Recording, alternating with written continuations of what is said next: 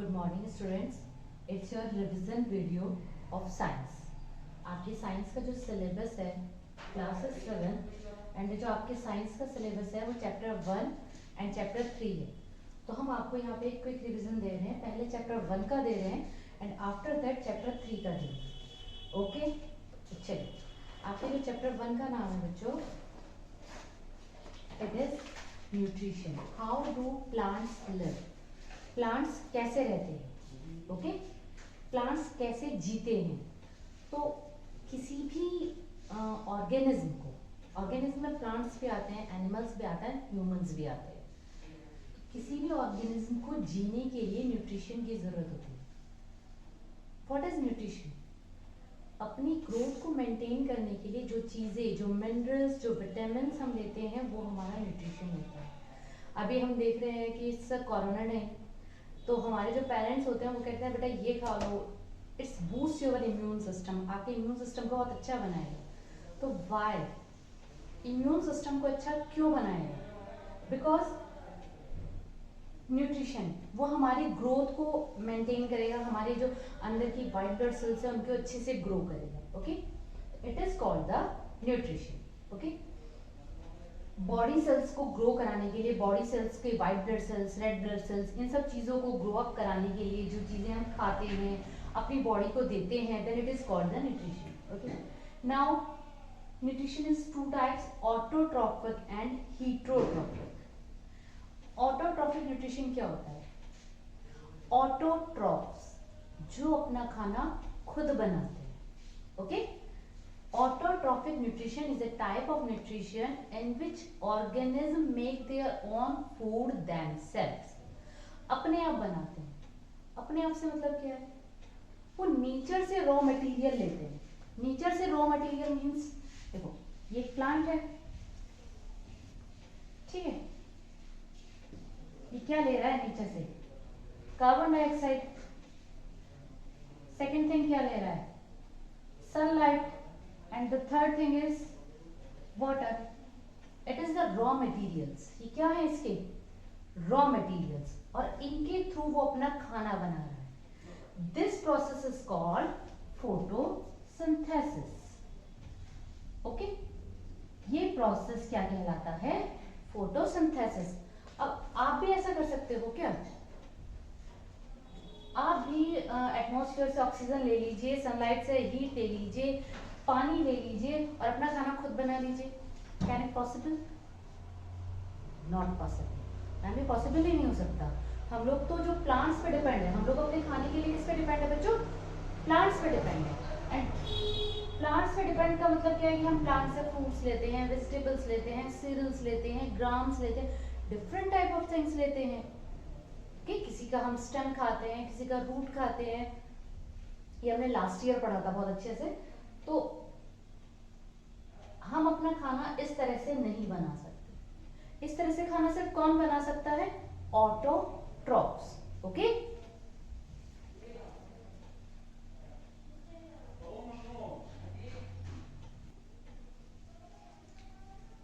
तो अभी हमने क्या पढ़ा? Autotrophic nutrition. तो ऑटोट्रॉफिक न्यूट्रिशन किस में होता है? Plants.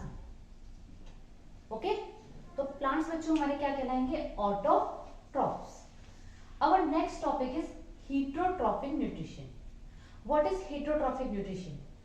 Heterotrophic nutrition is the type of the nutrition in which an organism depend on another organism for their food, for their nutrition. जिसमें हम दूसरों पर डिपेंड करते हैं। अभी मैंने आपको क्या बताया?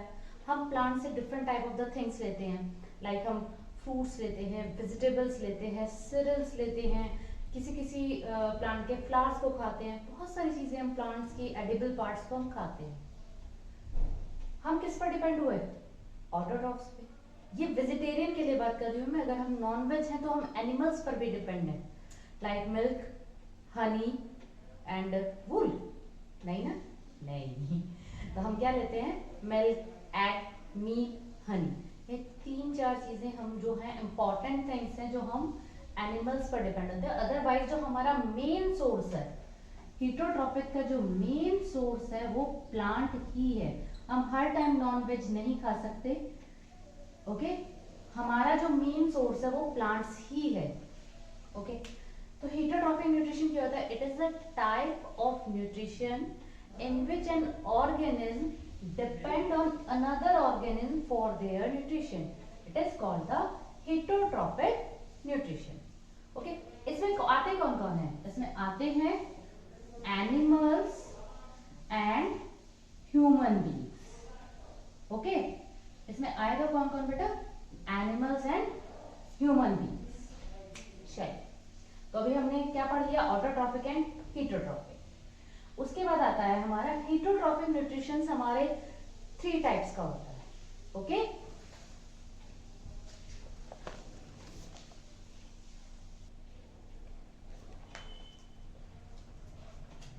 ओके, न्यूट्रिशन ऑटोट्रॉफिक पढ़ लिया हमने, हीटरोट्रॉफिक पढ़ लिया। अभी ऑटोट्रॉफिक न्यूट्रिशन मुझे इतना ज्यादा एक्सप्लेन करने की जरूरत नहीं है आपको, क्योंकि आपने फोटोसिंथेसिस भी लास्ट ईयर पढ़ा है। फोटोसिंथेसिस होता कहाँ है? क्लोरोफिल में होता है।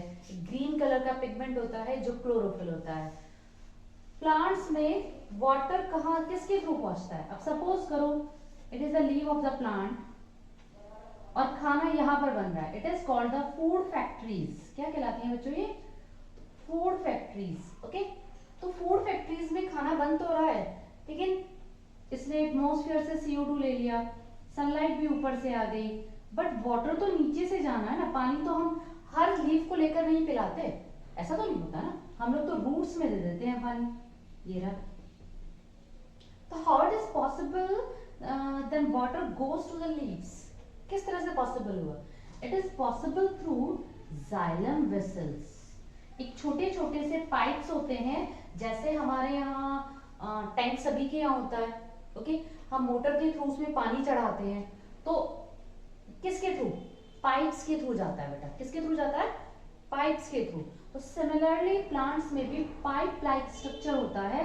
It is called the xylem vessel. इनकी डिटेल स्टडी हम 9th क्लास में करते हैं, बट अभी आपको ये याद रखना है कि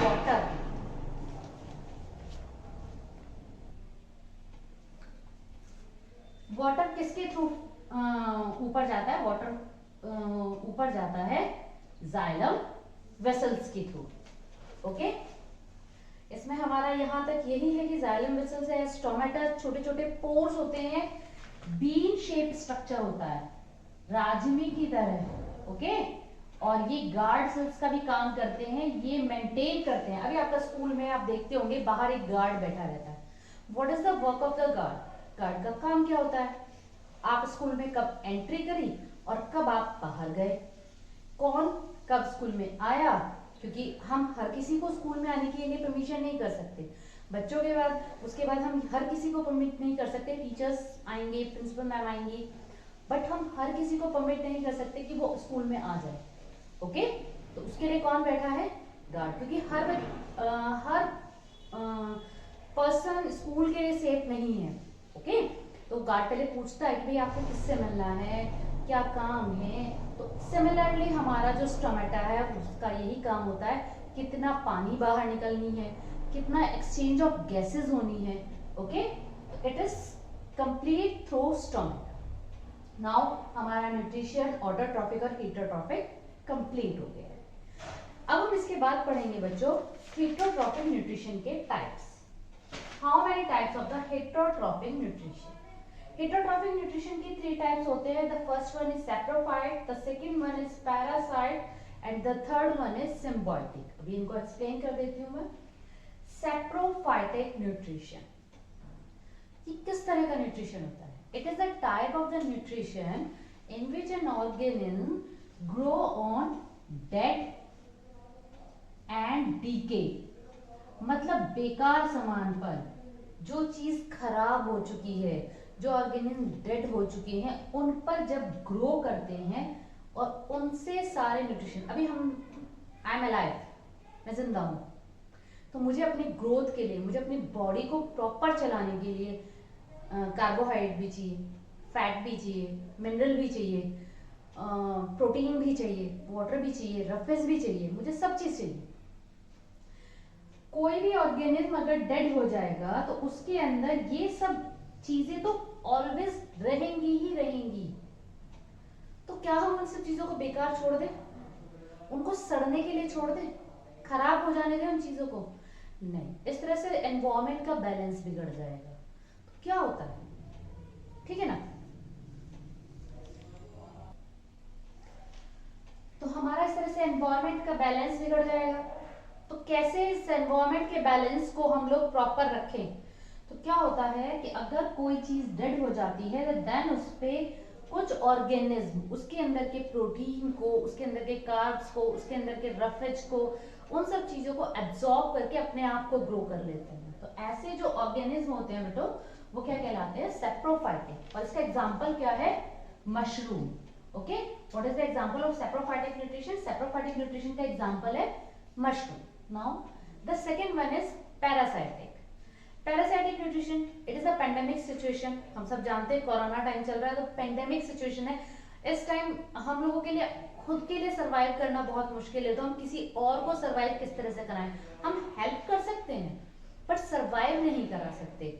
मैं एक फैमिली की हेल्प कर सकती हूँ कि उसको कुछ अपनी से पुअर फैमिली को मैं कुछ खाना दे दूँ, बट मैं प्रॉपर उसको सरवाइव नहीं करा सकती कि मैं उसको तीनों टाइम का खाना, तीनों टाइम के फ्रूट्स, वेजीज, मिल्क, ये सब प्रोवाइड करा सकूं। ओके, तो सिमिलरली हमारा जो पैरासाइटिक न्यूट्रिशन है वो इसी टाइप का न्यूट्रिशन है। इसमें क्या होता है? If there is a plant, ये अपना खाना खुद बना रहा है, ठीक है, बट ये एक आलसी प्लांट है, लेजी प्लांट है ना। ये एक एक्टिव प्लांट है, ये एक लेजी प्लांट है। इसने क्या, भाई मुझे तो खाना वाना बनाना नहीं है और क्या करूं फिर मैं? इसने कहा कि ठीक है, मेरे पास जो ये पेन लाइक स्ट्रक्चर्स हैं इनको यूज करता हूं। वो पेन लाइक स्ट्रक्चर उसने इसमें डाल दिया, एक एक्टिव प्लांट में उसने पेन लाइक स्ट्रक्चर्स को डाल दिया, और डालने के बाद इसके चारों तरफ ये खुद को ग्रो कर रहा है। ओके, अब जितना भी खाना ये एक्टिव प्लांट बना रहा है, ओके, देखो जितना भी खाना ये एक्टिव प्लांट बना रहा है, ब्लैक डॉट से हम मैं खाना दिखा रही हूं, जितना भी खाना ये प्लांट बना रहा है, ये जो हमारा दूसरे वाला प्लांट है, ये ब्लैक कलर वाला प्लांट है जो लेजी प्लांट है, वो ये सारा खाना इससे ले रहा है। इसने खाना बनाया अपने लिए, बट ये इसने खाना इसने खा लिया, तो इसे तो कोई न्यूट्रिशन मिलेगा ही नहीं, इसे तो कोई न्यूट्रिशन मिलेगा ही नहीं। सिर्फ ग्रो कौन सा करेगा? ये वाला प्लांट। तो खाना किसने बनाया? होस्ट प्लांट ने। ले गया कौन? Guest plant. तो इस टाइप का न्यूट्रिशन हमारा क्या कहलाता है? पैरासाइटिक। ओके, और इसका एग्जांपल क्या होता है बच्चों? Cuscuta. And the Hindi name of the cuscuta is amar bel. ये हमें अपने चारों तरफ देखने को बहुत इजीली मिल जाती है। ओके,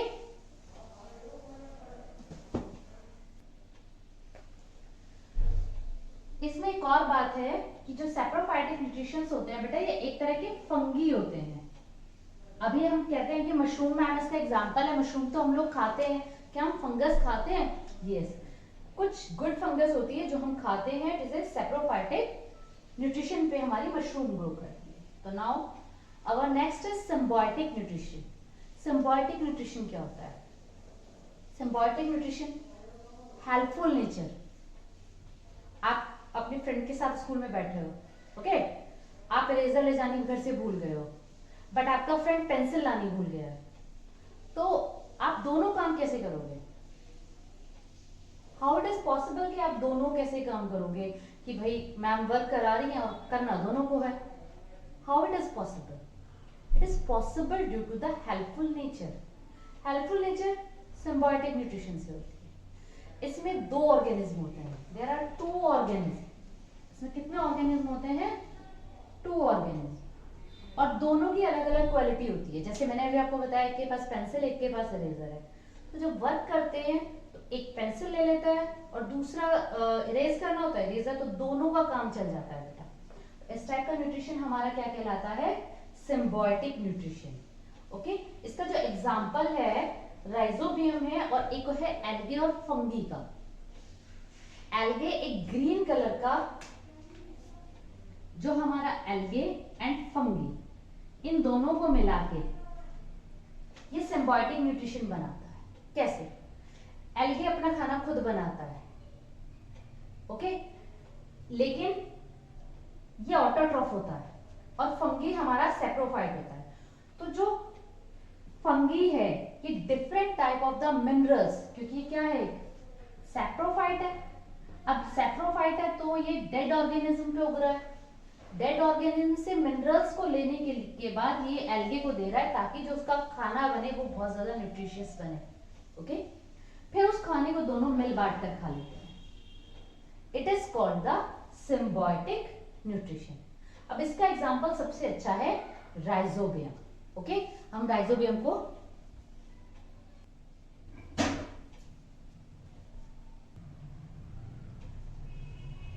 नाउ इसका जो सबसे अच्छा एग्जांपल है वो क्या है, राइजोबियम।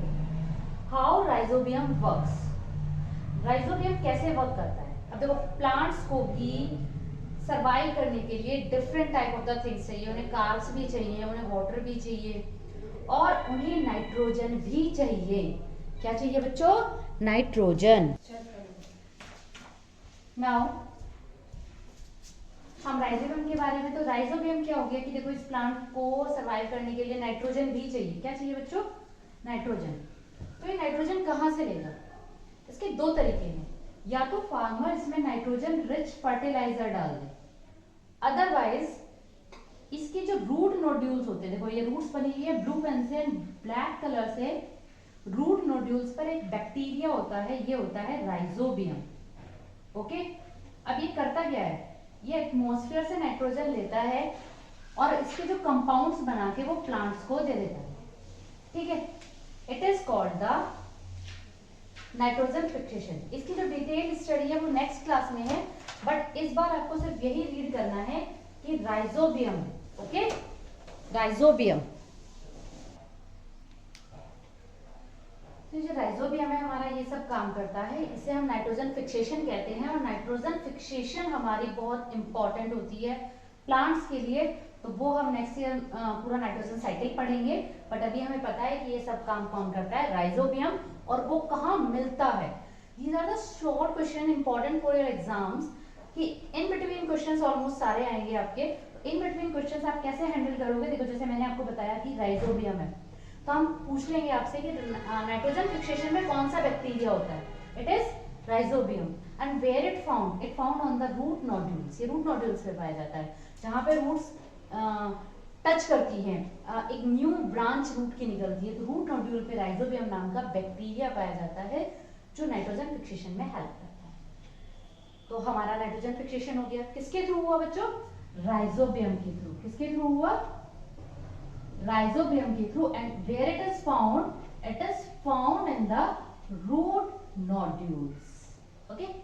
नाउ अब हम एक अलग तरह का न्यूट्रिशन पढ़ेंगे, insectivorous plant. What are insectivorous? अभी इंसेक्ट माने कीड़े मकोड़े, वोरस माने उनको खाना, प्लांट्स माने पेड़, ठीक है।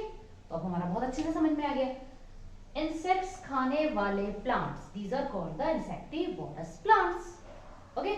इंसेक्टिवोरस प्लांट्स के हमारे जो दो एग्जांपल्स, एक अच्छे एग्जांपल्स हैं, these are the picture plant and sundew. मैंने आपको इनकी पिक्चर भी बनवाई हुई है, ओके। पिक्चर प्लांट एंड सनड्यू, ये कहाँ उगते हैं? ये उगते हैं नाइट्रोजन की डेफिशिएंसी वाले सॉइल। अभी आपसे मैंने एक शॉर्ट क्वेश्चन देखो बहुत अच्छे से बता दिया है कि नाइट्रोजन की डेफिशिएंसी में जिस सॉइल में नाइट्रोजन की डेफिशिएंसी होती है वहां पे कौन से प्लांट्स उगेंगे? Insectivorous plants. उस नाइट्रोजन की डेफिशिएंसी को पूरा करने के दो तरीके हैं, या तो वहां पे राइजोबियम बहुत अच्छे से उग जाए, या फिर वहां का जो फार्मर है वो उसमें नाइट्रोजन रिच फर्टिलाइजर डाले, ओके। तो नाइट्रोजन जिस डेफिशिएंसी वाले होती है उसमें कौन कौन से होते हैं बेटा? Picture plant and sundew, okay. What is the work of the picture plant? Pitcher plant का वर्क क्या होता है? पिक्चर प्लांट का वर्क ये होता है कि मैं आपको फिगर बना के दिखाती हूँ अच्छे से।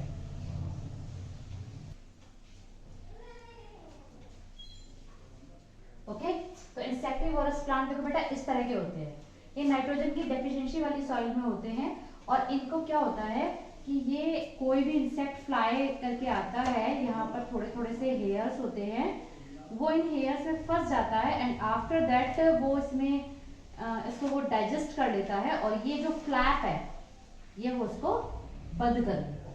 Okay, similarly in the sundew plant में क्या होता है कि यहाँ पर उसके हेयर्स होते हैं, इनमें कोई भी इंसेक्ट फ्लाई करके आया तो वो इनमें फंस जाता है, ट्रैप हो जाता है और उसके बाद ये इसको बंद कर देते हैं। ओके, ये हो गया insectivorous plant. And the next one is mineral nutrition. What is mineral nutrition? Mineral nutrition वो वाला न्यूट्रिशन होता है जिस न्यूट्रिशन में आपको इन सब चीजों के अलावा अदर थिंग्स चाहिए, वाटर चाहिए, आपको सॉइल से और भी बहुत सारी चीजें चाहिए।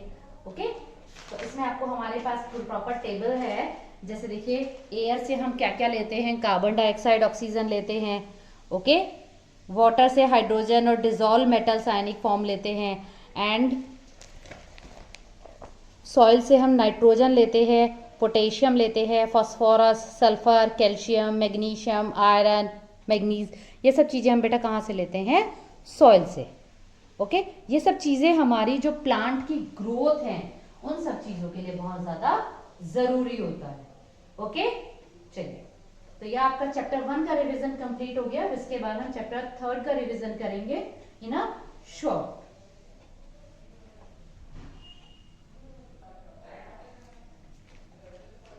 चलिए, तो अब हम चैप्टर 3 स्टार्ट करते हैं। चैप्टर 3 है हमारा natural fibre. What is natural fibre? Natural fibre क्या होता है? जो हमें नेचर से, देखो नेचुरल में ऑब्वियसली एक नेचर वर्ड छुपा हुआ है। नेचुरल फाइबर जो हमें नेचर से मिले। अब नेचर में हमारी है क्या? Plants and animals. ओके, तो जो फाइबर हमें प्लांट से मिलता है वो भी नेचुरल हो गया और जो हमें एनिमल से मिलता है जो वो भी नेचुरल हो गया। इसके अलावा एक और फाइबर होता है बेटा, वो होता है सिंथेटिक फाइबर। कौन सा फाइबर होता है? सिंथेटिक। ये कौन सा फाइबर होता है? जिसे हम इंडस्ट्रीज में बनाते हैं। अभी हम लोग ना जो टी शर्ट्स पहनते हैं वो रेयॉन की बनती है। It is a chemical fibre, synthetic fibre, जो भी हम उसे नाम देते हैं। ओके, तो अभी हम नेचुरल फाइबर के बारे में इसमें रीड करेंगे। Plants and animals and animal fibres. Animals में कौन कौन से मिलते हैं? The first one is wool and the second one is silk. Okay, तो वूल हमें कौन कौन देता है? वूल हमें देती है गोट, कैमल एंड शीप। और हमारे जो गोट्स होते हैं वो भी डिफरेंट टाइप के होते हैं। जैसे the first one is angora goat, the second one is Kashmiri goat and the third one is Kashmiri goat. जो सबसे फाइन वूल बनती है, अभी आप ना अगर जम्मू कश्मीर या किसी हिल स्टेशन पे घूमने जाएं तो वहां पे वो आपको different type of the variety of the shawls या वूलन क्लॉथ्स का दिखाएगा। वो कहेगा ये बहुत पतला है but it is very warm. Why it is very warm? वो इतना गर्म क्यों है? पतला है लेकिन गर्म है। व्हाई? बिकॉज जो वूल यील्डिंग एनिमल है उसका वो बहुत अच्छी क्वालिटी का है, उसको बहुत अच्छे से खाना दिया गया है। सपोज आपके पास आप 2 पपीज लेकर आओ, एक पपी को बहुत अच्छे से खाना दो, उसको उसी के अकॉर्डिंग फूड दो, सारे न्यूट्रिशंस दो, सब कुछ दो, और एक पपी को आप खाना सिर्फ एक टाइम दो, तो क्या होगा? जो पपी आपको, जिसको आप खाना बहुत अच्छे से दे रहे हो वो बहुत हेल्दी गोलू मोलू हो जाएगा। लेकिन जिस पपी को आप खाना नहीं दे रहे हो कैसा हो जाएगा? चुकू चुकू सा हो जाएगा ना। तो सिमिलरली जिस शीप को, गोट को, कैमल को बहुत अच्छे से न्यूट्रिशन दिया जाता है वो उसके ऊपर हेयर्स भी बहुत अच्छे अच्छे ग्रो करेंगे, फ्लफी फ्लफी ग्रो करेंगे, बहुत सॉफ्ट सॉफ्ट ग्रो करेंगे। ओके, तो हमें वूल यील्डिंग एनिमल्स कौन से हो गए? गोट, कैमल एंड शीप। और सिल्क के कौन से हो गए? Silk worm. सिल्क किससे मिलता है हमें? सिल्क वॉर्म से। हम इन्हीं 2 जो फाइबर्स हैं इनके एक्सक्रेशन पढ़ेंगे किससे होगा। ओके, ऑस्ट्रेलिया, चाइना और जो न्यूजीलैंड है वो लीडिंग कमर्शियल प्रोड्यूसर्स हैं किसके? वूल के। ओके, आपको इस पेज की, पेज नंबर 42 की बहुत अच्छे से रीडिंग करनी है क्योंकि there are many short questions, very short questions in this page. Like जैसे अभी हम पूछ लेते हैं आपसे,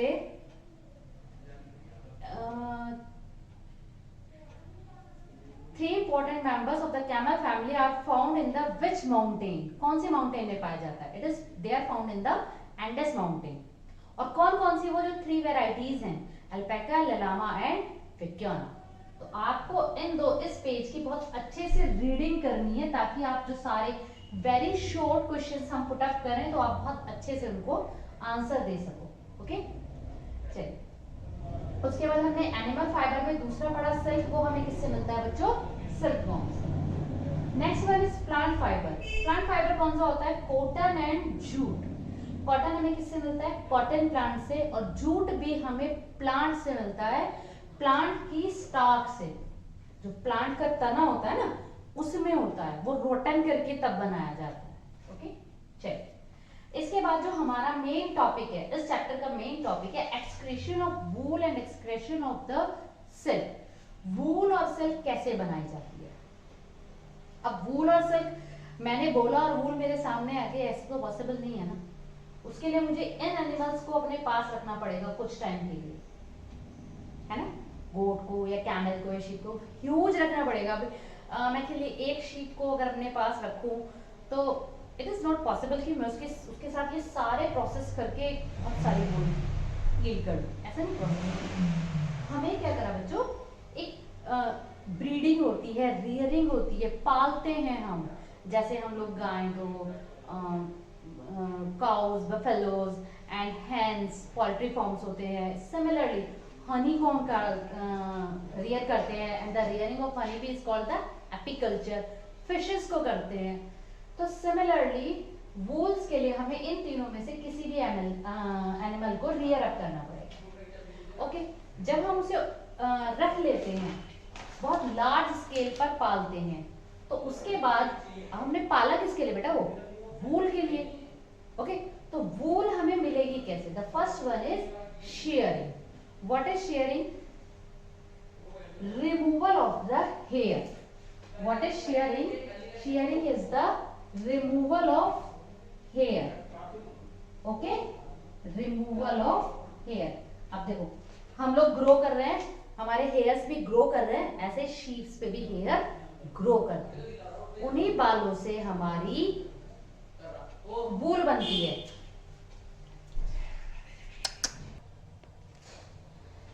ओके, तो removal of here is called the shearing। The next one is scouring।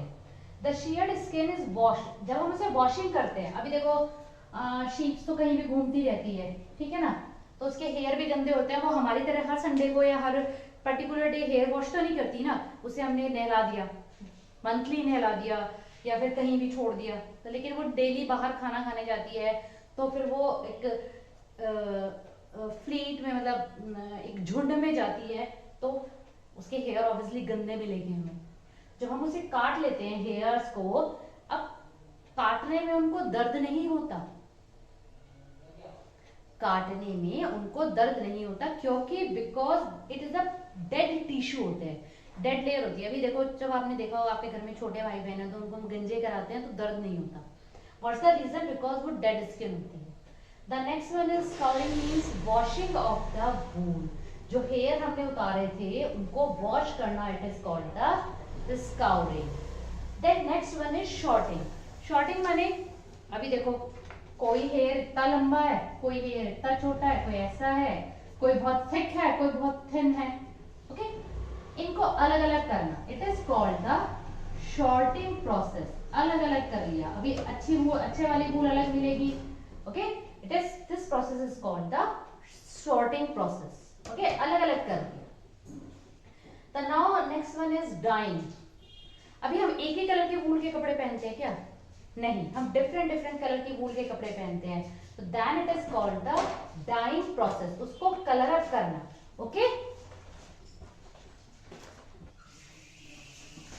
Now the next one is dyeing. हमने different different colouring कर दी, उनको कलर कर दिया, it is called the dyeing process. Now finally processing, ये factories में जाती है और उसके बंडल्स बनते हैं और उसके बाद वूलन क्लोथ्स बन जाते हैं। नेक्स्ट वन इज सिल्क का excretion of the silk. Silk का एक्सक्रेशन कैसे होता है? तो सिल्क को सबसे पहले हमें सिल्क वॉर्म को रियर करना पड़ेगा। ओके, तो जो सिल्क वॉर्म है हमारा, वो बेटा आएगा कैसे? तो उसमें सबसे पहले एग्स को हम लेकर आते हैं, फिर उन्हें मलबरी लीव्स खिलाते, जो एग्स हैं वो फिर क्लस्टर हो जाते हैं, उनमें से छोटे छोटे से जो बच्चे हैं सिल्क वॉर्म के वो निकलते हैं, उसको हम बहुत अच्छे से खिलाते हैं, मलबरी लीव्स खिलाते हैं, and then they grow and form pupa and after that silk mould. Okay, चलिए प्यूपा में हमारा फाइब्रोइन नाम का प्रोटीन वो है सीक्रीट होता है, और जिसके कारण हमारा जो सिल्क है वो बनता है। वो किसके कारण बनता है? फाइब्रोइन नाम के प्रोटीन के कारण। ओके बच्चों, ठीक है। Now excretion of the silk में सबसे पहले वही प्रोसेस हमारा जो होता है, the first one is sorting. इसका जो स्ट्रक्चर है वो हमने लास्ट ईयर पढ़ा था कि कैसे वो बनाते हैं, प्यूपा से कोकोन बनता है। 5th and 6th में हमने बहुत अच्छे से इसको रीड कर लिया है, इसका जो स्ट्रक्चर है, किस तरह से वो प्यूपा से कोकोन बनाता है, लाइफ साइकिल जो हमने इसका बहुत अच्छे से पढ़ लिया था। अभी हम इतने लाइफ साइकिल से अब हम आगे बढ़ते हैं, और आगे बढ़ने में हम सिल्क हमें मिल गई है, अब हम उसकी शॉर्टिंग करेंगे, अलग अलग करेंगे इसको। उसके बाद second one is softening. Okay, softening माने हम उसे सॉफ्ट करते हैं, क्योंकि बिकॉज वो एक हार्ड शेल पे होती है, उसके वो बहुत हार्ड होती है, तो हम उसे बहुत ज्यादा सॉफ्ट करते हैं। Next one is railing. Okay, इसमें हम फिलामेंट्स को अनबाउंड करते हैं। जैसे देखो, ये अपने चारों तरफ एक इस तरह से अंदर प्यूपा होता है, और उसके अपने चारों तरफ एक स्ट्रक्चर को बनाता है। उसके बाद ये स्ट्रक्चर को छोड़ के ये तो बाहर निकल जाता है, लेकिन ये स्ट्रक्चर से ही हमें सिल्क मिलती है। ओके, तो ये स्ट्रक्चर बहुत हार्ड शेल होता है जिसको हम सॉफ्ट करते हैं। उसके बाद हम इससे थ्रेड बनाते हैं, और उस थ्रेड को हम लपेटते हैं, then it is called the reeling. वो जो फिलामेंट हमें मिल गया, then it is called the reeling process. क्या कहलाएगा बच्चों? Railing process. ओके, सिल्क बहुत तरह की होती है, जैसे टसर सिल्क होती है, मुगा सिल्क होती है, अरी सिल्क होती है। अभी आपको मैंने बताया कि रीडिंग बहुत अच्छे से करनी है, क्योंकि इन बिटवीन क्वेश्चंस हैं ऑब्वियसली। आसाम एंड ओडिशा में कौन सी सिल्क मिलती है? अरी सिल्क। ब्रह्मपुत्र वैली में कौन सी सिल्क मिलती है? मुगा सिल्क। ओके, अभी हमने ये बना तो लिया, ओके, कि भाई सिल्क फाइबर भी मिल गया, हमें वूल भी मिल गई, लेकिन क्या ये सब करना इतना आसान है? It is very easy process? No, बहुत इजी प्रोसेस नहीं है। इसमें हमें बहुत ज्यादा हेल्थ इश्यूज भी हो जाते हैं। हमारा जो लास्ट टॉपिक है वो हेल्थ इश्यूज है, तो हेल्थ इश्यूज भी हो जाते हैं। कैसे हेल्थ इश्यूज हो जाते हैं? अभी आप देखो, जब हम शीप की रियरिंग कर रहे थे, शेयरिंग कर रहे थे, बाल काट रहे थे, तो जब बाल काटते हैं उनमें बहुत ज्यादा डस्ट होती है। वो डस्ट हमारी सांस के साथ हमारे लंग्स में चली जाती है, और उससे हमें different type of the disease हो जाती है। जब हम देखो, शेयरिंग के टाइम भी हो गई, उसके बाद डाइंग के टाइम भी हो गए, जब हम उसे डिफरेंट डिफरेंट कलर में करते हैं। ओके, अब इनके बालों में शेयरिंग के टाइम एक बैक्टीरिया होता है, एंथ्रेक्स। ओके, जिसके कारण हमें एक बहुत ही फैटल डिसीज होती है, एंथ्रेक्स नाम की डिसीज होती है, and the bacteria is bacterium anthracis. Okay, जो सिल्क रियरिंग है उसमें different type of the disease हो जाती है, रेस्पिरेटरी प्रॉब्लम हो जाती है। क्यों? हम कोकून को कभी गर्म पानी में डालते हैं, उसके बाद वो प्रोटीन फाइबर है वो रिलीज करता है पानी में, उसके कारण बहुत ज्यादा हॉट वेपर्स निकलती है, उनमें कुछ गैसेस भी होती है जो हमारी सांस के साथ अंदर चली जाती है और हमारी ब्रोंची को बहुत ज्यादा हार्म करती है। Okay, handling of cocoons by dipping it with bare hands into hot water, इसके कारण हमें स्किन डिसीज हो जाती है। मैंने अभी आपको बताया कि हॉट वाटर में डालते हैं, आफ्टर दैट कोल्ड वाटर में डालते हैं, फिर हॉट वाटर में डालते हैं, ताकि वो जो सॉफ्टनिंग हो जाए। तो वो सॉफ्टनिंग के प्रोसेस के लिए ही इस प्रोसेस को करते हैं। और जब हम इस प्रोसेस को करते हैं बेटा, तो इसमें हमारी जो स्किन है, स्किन को डिफेक्ट होने का, इन्फेक्ट होने का खतरा रहता है। ओके, नाउ आपका चैप्टर कंप्लीट हो गया है।